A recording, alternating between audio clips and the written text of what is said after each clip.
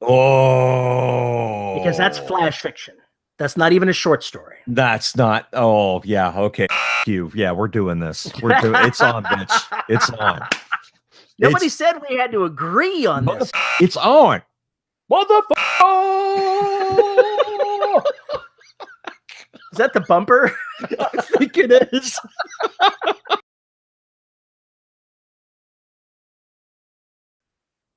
Hello, everybody, and welcome to episode 510 of the Dead Robot Society. I'm Terry Mixon. Joining me, Paul E. Cooley and Minnie. How am I supposed to compete with Minnie? You can't. I can't compete with Minnie. You can't. Well, that's why when she's on the show, you're the third seat. I am a better conversationalist because all she does is say purr. Yes, but that's a lot more entertaining than what you say.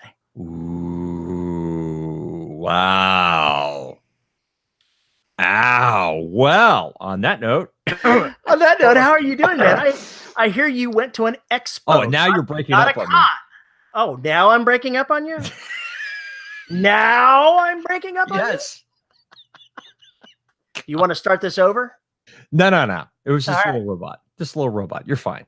So I hear you were at an expo, not a con, but an expo. Why don't you explain what that was and what the difference is? I was at Staple in Austin this weekend, and Staple is about, 250 independent exhibitors showing off their independently created wares, which includes art, t-shirt designs, comic books, and of course, books.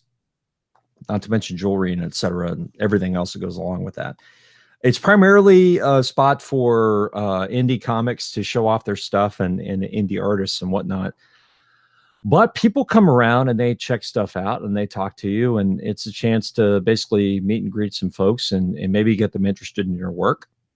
And I get a chance to, talk to folks and hang out with Robert Stickman, so it's always a good time. And quite a few people there we've met over the years, so it's a good experience from that standpoint. It was fun. Did you sell out? No, I did not sell out of anything, but it came damn close with the black. But a lot of people came by and were taking, after talking to me and finding out I had no business cards with me because I'm an idiot, left them here at home. They were taking pictures of my book, or they were looking me up on Amazon at that very moment to purchase ebooks. And I know at least one person went directly to Audible to download something. So it was a good experience from that standpoint, because I figure if I get one person to buy a TPB, that's one person that buys a TPB. If somebody goes out there and buys them in ebooks and goes through my entire back catalog, well, guess what? I made more money than I would have on that TPB. I can tell you, back catalog wise, I keep track of the numbers, and I can see the effect that read through has. It's pretty important when you start getting along and having a longer series. You'll love it. Yeah, well, I wouldn't know anything about that. Anyway, maybe if you split those into smaller novels. Oh, shut up. Anyway, it was good. It was a good time, but it's not a con. There was like maybe 3 or 4 panels a day, but they were mainly focused toward comics. Although there was one about podcasting. I wasn't there for that, but it looked interesting. Anyway, it is not a con. You are not going to see celebrities walking around. You are not going to be, running from panel to panel. You are there to shop and meet artists. That's what you're there for. Did you have cosplayers? Yes, we did. People always take advantage of the time to cosplay. All right. So, not even talking about the vendors, although most of the vendors were wearing cosplay of some sort. Well, I shouldn't say most. Some of them were wearing cosplay of one form or another. All right. That sounds good. Yeah. It's fun. How's that short story you're working on? Shut up. I actually got 2,000 words. I got 1,000 words Saturday and 1,000 words Sunday while at the expo. Typing mainly in 150 word increments. So I think the deadline is, I don't know, 4 days from now? Yeah. You going to make that deadline? I hope so. That's not the answer. Right now, day job is kicking my ass all over the place. Yes, you're going to make that deadline. Oh, God. Too many 2 a.m.s. Yeah, I'll get it done, and then I'll send it to you and say, help. By the time you get it done, it's going to be far too late. Yeah. The deadline is upon you. No shit. I know all about it. Anyway, so yes, I have to get that done, and I have to get back to Evolution because I'm pissed that I've not been able to write on that. Kind of angry about it. I want to finish that book. I really want to finish that book. I'm part way into the next story for the next anthology, so I feel your pain. I've got a deadline too. Deadlines, schmedlines all over the place. My deadline's a little harder than that, although it did slip. Well, we'll see. I figure I'll go through it as quickly as I can finish it. I'll go back and clean up what I can and send it. And if it doesn't work, it doesn't work. You'll make it. And if it makes it, oh my God, then people are going to hate it. Anyway. I can see the reviews now. I would have given this 4 stars, but I took off a star because you let Paul E. Cooley into this damn anthology. Yeah, everybody's been getting that. I'm gonna stop getting invitations to submit the anthology. That's gonna work. Oh man. So you two are working on a short story. I finished the short story that I'm working on, although I've got stuff that I still need to do with it. I've got to put it together with all the other inputs from the other authors that are going to be in that anthology, since it's a peculiar type of story. I'm writing the story that goes in the next anthology for Chris Kennedy's number 5 anthology. And I discovered over the last couple of days that I was having trouble getting into writing it. I know what I want to do to start it. The problem is that I have absolutely no idea what the characters are trying to accomplish.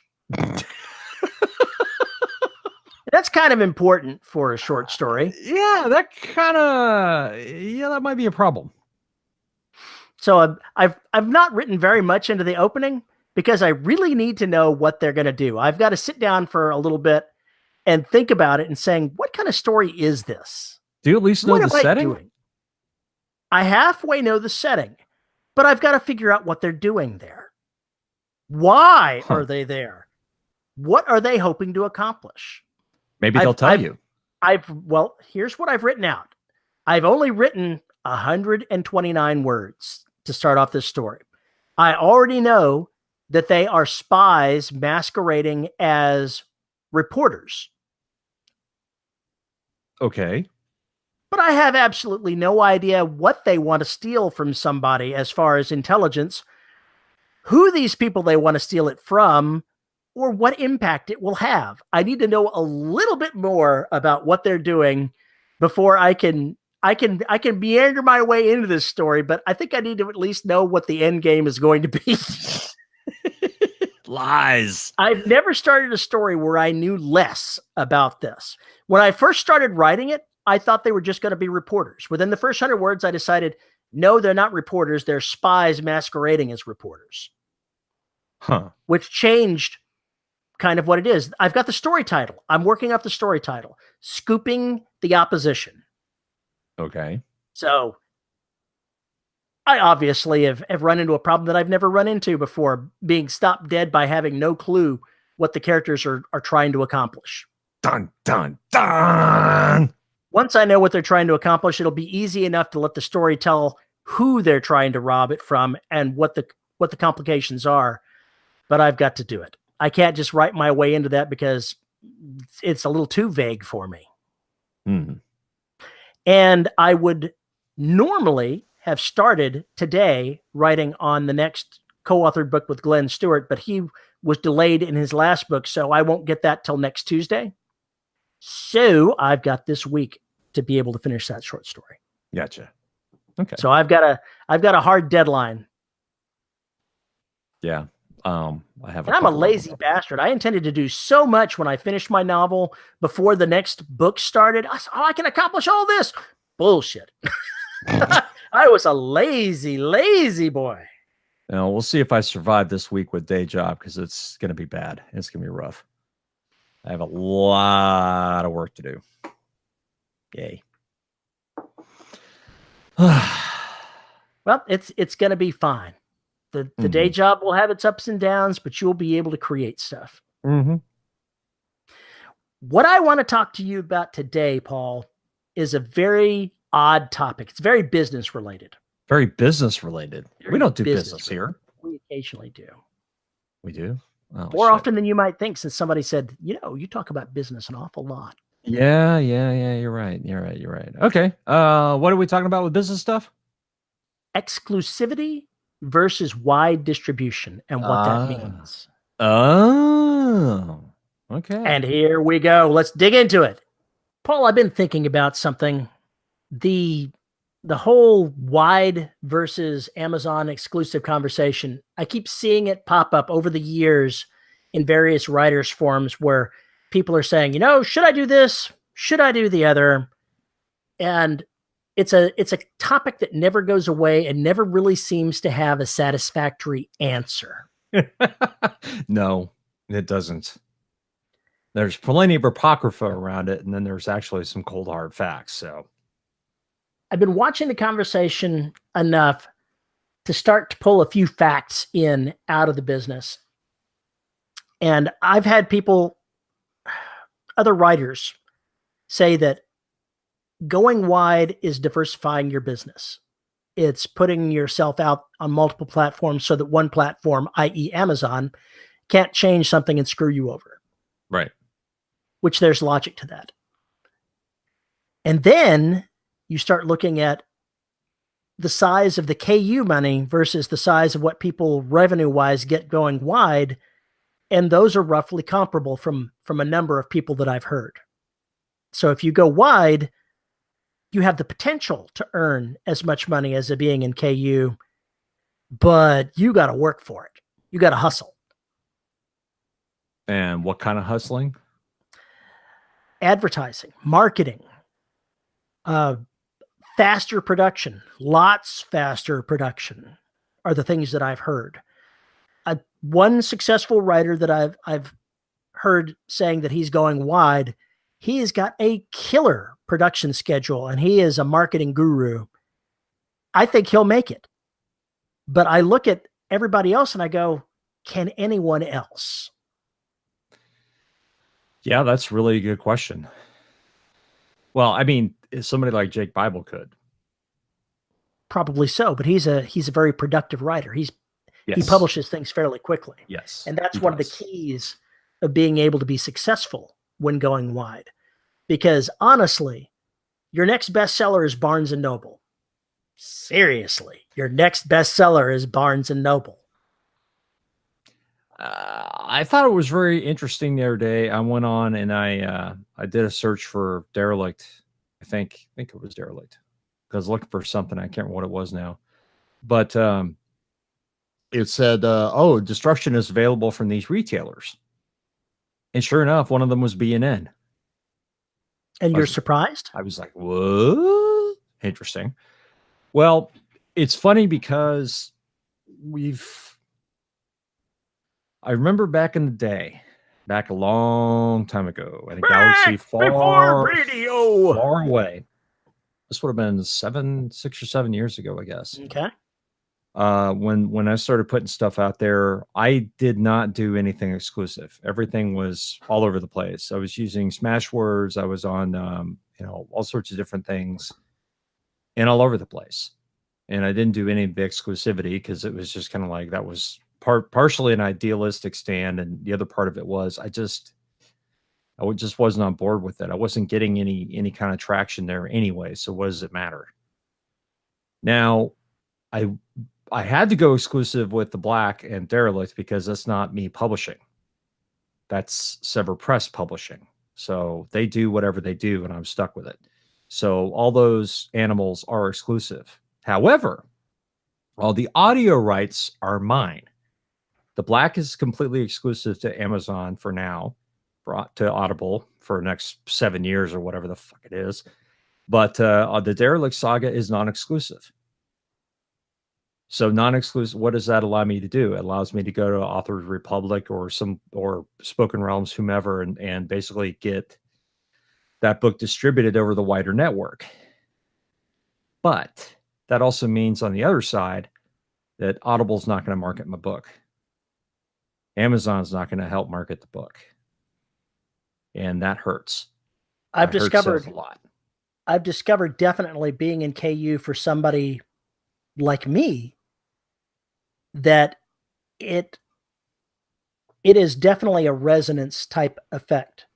The sales contribute to the KU reads, and the KU reads contribute to the ranking and the sales. And the two things work together to make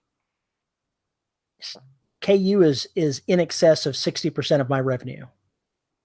Yeah, I don't get that many. I don't get nearly that many reads, even for the Black or Derelict. And I can't honestly tell you how that happened, why that happens. I can't point to Terry is doing this, and this is why he gets so many page reads. I have no idea. I can't even do that. You hit a niche with people who like to read that stuff. Romance and science fiction supposedly have very large KU audiences. Unless you're writing my kind of science fiction. You're just too much of a rebel. We need to get you to writing some derivative shit. I would claim I'm writing derivative shit. You mean more derivative of a derivative of a recognizable derivative. Gotcha. That's right. We need to leave ancient Mesopotamia behind. Or life forms that defy physics and all that kind of stuff. Yeah. I think that there is a level of the space opera stuff where you can really hit that. I imagine Jake probably gets a lot of reads with his mega series and things like that, where people just jump in there and go crazy with it, because people who are really attached to a subgenre, if they have KU, they are going to attack everything in that subgenre. It's just the way they do things. So if you manage to hit one of those, like when the Black came out, deep sea creatures were a big deal. Believe it or not, it was a really big deal. And that really helped the Black sale. And now you're like David Hasselhoff, only big in Germany? Yeah, pretty much. Now I'm only big in Germany.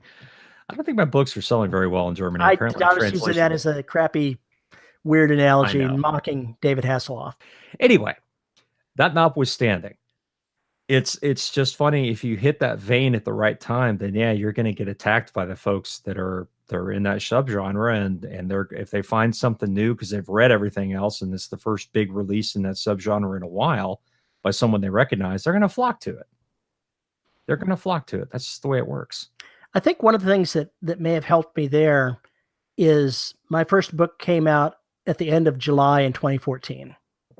And if memory serves, KU rolled out July 1st. Okay. So I wasn't there at the very beginning, but I was there within 30 days of the very beginning, if I'm remembering correctly. And even though it wasn't a very large part of my revenue at the start, I decided to stick it out and see where it went. So I've been in KU with all of my stuff since the very beginning. And that's a lot of time for people to pick me up one by one. That's true. And it's like picking up an audience in regular reading. There's a separate audience for KU than the I'm going to go out and buy your book part. And you pick them up one by one as well. And once you've got a large section of people in that, when you release a new book, you'll get that initial good spike and get on those bestseller lists and hot new release lists. And that feeds into it again. And it starts getting new eyes on your stuff, and the previous novels in the series, they start picking up too. And that's happened every single time so far. I've done it enough times to see the pattern of new releases and how that works. It's interesting because each of the new releases for the book itself, it may do as well as the book previous to it, maybe slightly better, maybe somewhat worse. But the more books you've got in that series, your back catalog picks up and makes up for any lacking. It's really bizarre. Well, in the best of all worlds, that's the way it will work. You put out a new book, it brings focus back to book one. And we talked about this, I don't know if it was last week or the week before. I think it was last week, Q&A episode, about the fact that after a while, your first book just is your loss leader. It's just there to get people in. So you will price it as low as it is. You will put it on sale for 99 cents during a book pub. That's the one you're going to play with. Well, interestingly, the books that get the most attention during a new release are the 2 or 3 immediately preceding it. It's people going, "Oh, I forgot about this series entirely. I'm a couple of books behind. I need to go ahead and catch up." Right. And that's perfect if you're a Kindle Unlimited person and you like those long series, then that's perfect for you as a reader. As a consumer, it's absolutely perfect for you. As the writer and publisher of said work, then that's actually a really good reason to be in KU. It is, but it opens me up to a risk that I'm quite aware of. And that is I am completely at the mercy of Amazon setting things like what is a page, how much do they pay me per page read, and even the rest of us are for sales as well. They pay us 70% on sales. They could decide overnight, we're going to make that 35%. Correct. That's what they were before Apple started competing with them. And we know from fact with Audible that originally they paid 50% to the creators and they dropped it to 40%. They did cut back on what they paid. And then if you're non-exclusive, they cut it down to a quarter. Yep. So that is always a risk. So would I be smarter going wide? Maybe. Maybe I would. But I'm of the mind that I'm inclined to make hay while the sun is shining. With Audible, when I said Derelict is non-exclusive, I can sell the Derelict audiobooks from my site. And I'll sell them at half list price, a third list price, because I get all the profit minus the tiny amount that PayPal or whomever gets. I get all the profit. So I can afford to price it lower. The trick is getting people to know that it's there and going there rather than going to Audible. That is correct. But what I've been doing with my podcast listeners is basically saying, hey, chuckleheads, you're getting, if you can't wait 37 weeks or 40 weeks for this story to get done, why don't you go buy the special edition if you want the special effects and everything else that are in the podcast? If not, go get the Audible edition. So what it does is it basically, the podcast hopefully is working in that way. And the special edition audiobook for this latest Derelict book has only been on sale from the site for like 6 or 7 days, but this weekend people were hitting it. So it's made, I think it's made 10 or 12 sales so far from the site, but I imagine that's probably going to pick up. So we'll see. Especially once it dropped the first episode of Derelict Destruction, people are going to be like, I need to go get this now. Slackers. But that's the one benefit of going non-exclusive is that I can do that. But as I said, the downside is that Audible and Amazon are not going to lift a finger to help you market the audiobook. Whereas with the Black, it showed up in several lists. There's something in their algorithms that favor exclusive content. Absolutely. Absolutely. And I understand why they do that. It's shitty, but it makes sense. They wants to have all our base. They wants to have all your base, and they want to give authors a reason to be in those programs. It's both. It's the best of all worlds for them, the pricks.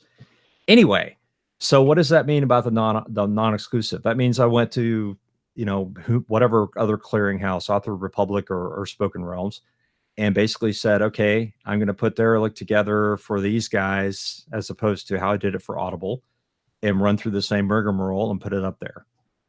And then how do I market that? I don't know yet. One of the things that we were talking about, the printed, or not the printed, the regular ebook type versions. If you look at places like Barnes and Noble and Kobo and Apple and the percentages of the marketplace that they are, I think Amazon is almost 70% of the ebook market. It's something gargantuan like that. It's something really large like that. It may be slightly less than 70%, but it's not below 60. So we'll say 65%. They are 2/3 of the ebook market. all by their little lonesome. What's going to happen to that percentage when Barnes & Noble goes under? Which it's going to go under eventually because they're losing tons of money every single year. It's unsustainable, and they seem incapable of turning themselves around. Apple is a big participant as well. They don't care about books. They've never cared about books. Are tertiary. They are a hardware thing, and they don't really care about making a bookstore. It's just something to add to their content. So they're never going to be larger than they are unless they have a real change of opinion. Kobo, I really wish Kobo would take off, but it's still just a teeny fraction of the size of Amazon as far as ebook sales. And of course, realize that we're talking in a lot of ways about the United States. If you get outside the United States, there are other avenues of achieving it, but still Amazon is the gorilla in the room. So you either go with the gorilla or you have to find your own way to make a gorilla, become the gorilla. If there's a big shakeup in the book publishing world, if Barnes & Noble goes out of business, that's going to change things.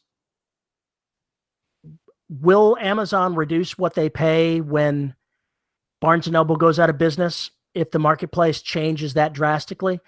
Potentially, yes. They could easily do that. Having said that, they went out of their way to tell the traditional publishers that they should only keep 30%. They actually put that in writing, that they think that the publishers only deserved, 35% need to go to the creator, 35% to the publisher, and 30% to the marketplace seller. So after having said that, it would be really painful for them to have those words thrown right back in their face. Like they give a shit. Well, they might. If it gets to the point to where other people are going out of business and the perceived monopoly comes closer to being a real monopoly, then do they really want to have the government looking into their business? Apple sure didn't. No, they did not. So we'll see. We'll see what happens. I think Amazon is going to discover, much like YouTube has, that when you start finding ways to demonetize or rip away the ability for these folks to actually make enough money to make it worthwhile to keep doing it the way they've been doing it, the content starts to go away. Folks quit making it. Or if they do, they basically say, you know what, fuck you, I'm going to find another venue, and that's where they go. And they basically sever ties to, Google ads or whatever the hell it is that was making them money at that point. So more and more of them are moving to subscription models, which would be similar to what Patreon does. And if enough of that happens, then it's going to be, you go to a clearinghouse like Twitch, and you're able to, once a month you get to subscribe to somebody or make them your chief subscriber, and all your money that you paid that month to Twitch goes to that person. So that way you can basically rotate among your favorite creators or split it up. I mean, basically that model is, I think, going to be where the salvation is for the indies. I'm planning on doing something like that with my Patreon. And I think I mentioned it during the Patreon episode that I intend to go ahead and start putting out chapter by chapter as I complete something. So it's like a serial writ large for Patreon support. And eventually that may provide enough stability to have a livable income. Who knows? It's entirely possible. I know Mike Bennett is making bank with his Patreon. I haven't really looked at what he's doing, but the other thing is kind of like, I'd rather be writing. So that's one of the reasons I decided just to have my big offer be my writing content. Yeah. That way I don't have to do something different to add value. The value is the patrons will be able to see what I'm doing as it's happening before the book actually gets published. Oh, I can't wait to hear the comments from the peanut gallery. I'm sure it's going to be very interesting. I'm sure it's going to be very interesting. You may decide, oh, this was a bad idea. I don't think so. I think it'll be book fine. the book comes out and the Patriots go, God damn you, Terry, you changed everything. Yeah, I don't change that much. And really, it's a throwback to what I did when I started writing, because the first 4 novels that I wrote were put out in public chapter by chapter as I went along. So I'm actually returning to my roots by doing that. And I'm really looking forward to it. Well, that would be cool. That would be good to do. Well, I just think that you are correct. We don't have our crystal balls and we can't tell what's going to happen. The single supplier model has always bothered me, or single retailer model has always bothered me. But I haven't had a choice with a lot of the successful works. And to be totally honest, the works that are in KU don't sell either. I've just been too lazy to take them back out. So at some point, I'll just go ahead and bite the bullet there. But I'm in too damn lazy to go. It's such a pain in the ass to take one out and then you put it back in. And I'd rather be writing. I'd rather focus on the writing too, but sometimes you got to keep your eye on the ball to see what's happening, because you can't just assume that what's good now is going to continue to be that way. The industry changes. You're assuming what I have is good. I'm speaking in general, not you specifically. I understand. I'm just saying, what do you do if nothing's working anyway? One of the things that there was like 6 months ago, a year ago, briefly, some people noticed that they were seeing a 50% royalty option appear when they were setting their books up. I remember that. And one of the guesses that they put out, I thought was very interesting. They said maybe they're going to keep it where 70% exclusive KU, 50% you can be wide and still in KU, and 35% totally wide and not in KU at all.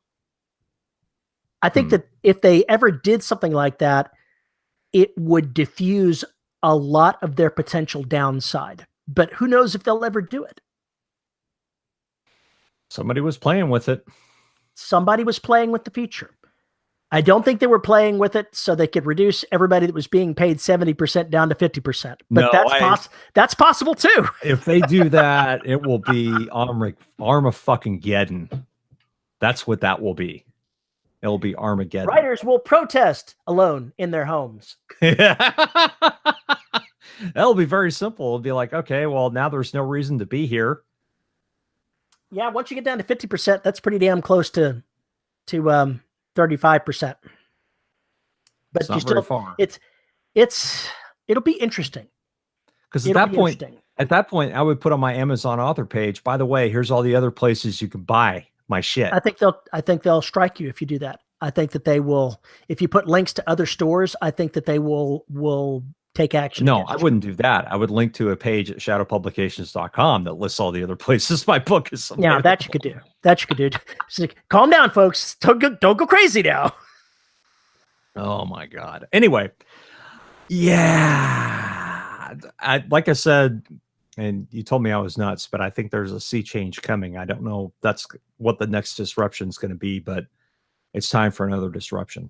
Well, I'm not saying that there's not going to be a disruption. There's going to be something that's going on.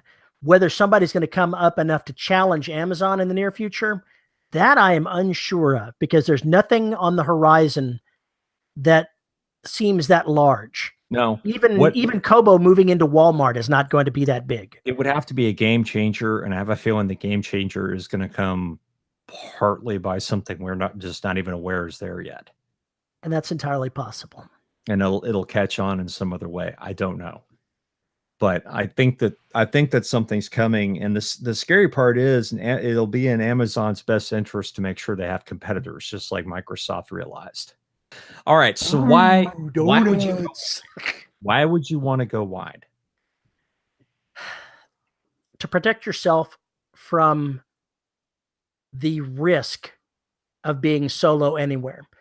As an example of how that can go against you, back when I worked at NASA, one of the people that was there when I started was always investing in the stock market, which is a good thing.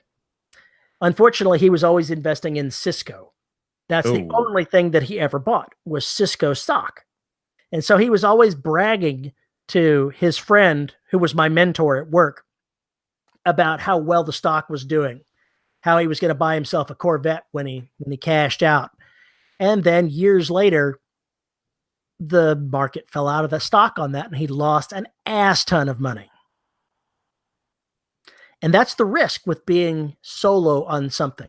It may be doing gangbusters, but something outside of your control can happen and then it just goes into the toilet and you are screwed. If something happened with payments from Amazon, then I would have to go ahead and go wide at that point. And I have no audience wide. There would be a major impact to my revenue. And I'm taking that risk. But I'm going in with my eyes open, understanding that I'm taking that risk. so basically what it comes down to is, if you, in my mind anyway, if number one, if you're brand new, that's a decision you kind of have to jump in. If you've been there for a while and nothing's working wide and you've been wide, then it might behoove you to try going exclusive for 6 months. If you're not making sales wide, or if you're not making sales in Amazon KU, there's absolutely no reason not to try the other, because what you have right there isn't working for you. Yeah. You've got to try to shake up what you're doing. And if you're not selling, that's a whole different issue. You've got to look at things like your covers, your blurbs, the quality of your work, what you're writing, and what the potential audience is for that. There are a ton of reasons why someone may not sell. The real risk comes in if you are selling, you're afraid to change anything. Yeah. When you've got something working, you are terrified every time something comes out that you change something, that you're going to totally screw it up. That's that's exactly right. That's exactly right. That's one of the things that I would say on here. If everything's working for you, don't feel like you need to change it. If it's not, then change it or try something different. Yeah. So you can even successful people innovate. They try things, but they keep what they're trying down to a reasonable level of small risk. They're going to go ahead and change one aspect of what they're doing. They're not going to change everything. Unless you're a CEO. Unless your name is Elon Musk. Or any mid-level to upper management type person at every fucking company I've ever worked at. I'm in charge. Let's change everything. Oh, God. Here we go again. I did it again. Yeah, this time it was you. And this time it was me. I would say the one thing about going wide is you really do have to do some research on the marketing side. And because there's fewer built-in opportunities for that to happen. And so you have to find ways to get people in there. And that for me at this point, that would require a complete switch, because I'd have to go actually research, what to do on all these other platforms, and, where the best place is to put my books, or, how to market them in such a way that fits with that platform. That's a lot of research to do. And really, to be honest, it's not worth it at this point, because I only have a couple of titles that are outside of Sever Press at this time. And I have no control over those anyway. So if I do another book outside of Sever Press, which obviously I am, then I will be putting that up there probably wide this next time. Because why the hell not? We've totally got you to, get you writing some derivative throwaway crap that everyone will love. Derivative throwaway crap. Yay. Where do I sign up for that quality? How can I do that? That's what people say the type of space opera that I write is. It's nothing memorable. It's mind candy. It's mind candy, yeah. And so that's all I'm referring to is mind candy. We got to get you writing some mind candy. Brain candy. Yeah. Wait a minute. I think I just had that as the title of a Paul Coley book, Brain Candy. Our Paul Coley book? Who's this Paul Coley guy? Paul Coley. Uh-huh. Uh-huh. Did you go texting on me for a sec? Yep. I may have. Totally. But yeah, you could go ahead and write it about some type of drugs that people are taking that slowly starts changing their minds into something else. Call it brain candy. Since we're already off fucking topic, I would love to write a book in the style of Philip K. Dick. I would love to write like a 40,000 word book where everything is just completely off kilter and you have no idea what the hell's going on. Might be very successful. One never knows. Because I'm just itching to do a book like that. I really want to do a book like that. Then why don't you? Because I don't have the story yet. The story hasn't happened yet. Oh, man. If you wait for the muse to speak, you're just going to be sitting there doing it. Just start writing the motherfucker. No, it may be static. Static may be, that's exactly what it's going to be, only it's not going to have a science fiction kind of setting around it. But I really do want to write something in that style where you're just playing with the characters' reactions to things rather than describing the things. And it makes for a much more interesting atmosphere, I think. And I'm going to have to try it. You should. Maybe a short story. Yeah, no kidding. But I still need to attack something Lovecraftian. I need to do something Lovecraftian at some point. That's a totally different kind of brain candy. That's where he pops off people's heads and uses them like what are those little Tic Tacs? Little crackers? Goldfish. Animal crackers, goldfish. On the side of the container just says human fish.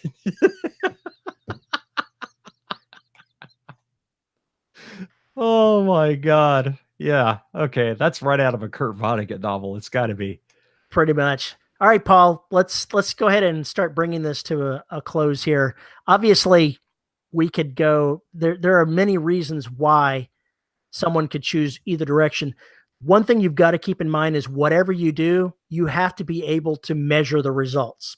You can't just willy-nilly make changes and not even know what you're looking for when you do it, because how do you measure success or failure when you try these things? You've got to give it some thought. If I go wide or go KU, what am I looking for to see whether or not it's successful, it's failed, it's marginally successful? You've got to have an open mind when looking at the results of these sort of things. And you got to give them 6 months. It takes time for change. You got to give them 6 months to get a chance to sit there and breathe and do what they do. And didn't KU, is this 3 or 6 months? 90 days. 90 days. So leave it in KU for 2 periods. And if you don't like it, then take it out. So, and then go back to being wide. It's kind of up to you. But it's worth trying if nothing else is working, for sure. Or if you just have a problem with being, only on Amazon, which some of my customers have, because it's apparently difficult to buy from Amazon in some areas. Weirdly enough, I've had just a couple of people tell me that they have had an issue where they don't buy on Amazon at all. I expected to get more flack for it, but over the last 4 years, I can count the number of times it's happened on less than 5 fingers. I get it from many of my podcast listeners. That's because, podcast listeners, that's a discerning folk. Rebels. No, they Rebels. talk about the fact that they rather do that than give Amazon money. I think you may be tapping into the Rebel Alliance there when you do that. I would love to somehow manage to get into the ground floor of that, being able to just have people come to my website and have my website be worth a shit, and for them to discover new content to go get their paws on from wherever. That'd be lovely. That would be awesome. I mean, if The Black were made into a book, were made into a movie or a TV series, I could do all sorts of crazy viral marketing long before the book the movie comes out. So that would be fun. Or, the same thing goes with Derelict. But plenty of time to do something evil. But that's neither here nor there. Bottom line is, yes, you have to have a plan, give it time to do what it's going to do, and then actually analyze the results. But you are going to have to do some marketing on your side to make sure people know the switch, or announce the switch, or whatever. Make people realize that it's at a new venue or it's there somehow. Well, folks, if you would like to tell us what we're missing about the whole wide versus Amazon versus whatever debate, send us a note at show@deadrobotsociety.com. You can find Paul on Twitter at Paul_E_Cooley. You can find us on Facebook at the Listeners of the Dead Robot Society Facebook group. You can, of course, find us on YouTube at youtube.com/DRS podcast. If you would like to support us on Patreon for as little as $3 a month and get exclusive content, you can find us at patreon.com/DRS podcast. And of course, we have to thank the good folks at podhoster.com for hosting all of the audio for your listening pleasure. Paul, who are our $10 patrons? As of this recording, they are Sue 23 Works in Progress, or 24 now, baby. JD Barker, Corley Davison, Kelson, how can a clam cram in a clean cream can deal? That was a good one. I think I did that right. Holy crap. Isabel Cushy, Rick, have you seen my muse? Shaw. I was supposed to be Elmer Fudd's voice, and I totally jacked it up. I could not think of Elmer Fudd's voice. It just went out of my head completely. Wasco wee wabbit. Lisa Slack, Sandy Manpants, Cheryl Winters, Tracy Bodine, John Kilgallen, Devin Lee, Nathan Supercalifragilisticexpialidocious Petty. Come on. Drew Whiteboards are remarkable Bernardi, Chris Winder, Andre Conde Moraes, DJ Chamberlain, and J.R. Handley. Thank you, folks, for supporting us. We deeply appreciate it. Yes, thank you much. And with that, we're out of here. See you next week. Bye-bye. Bye-bye.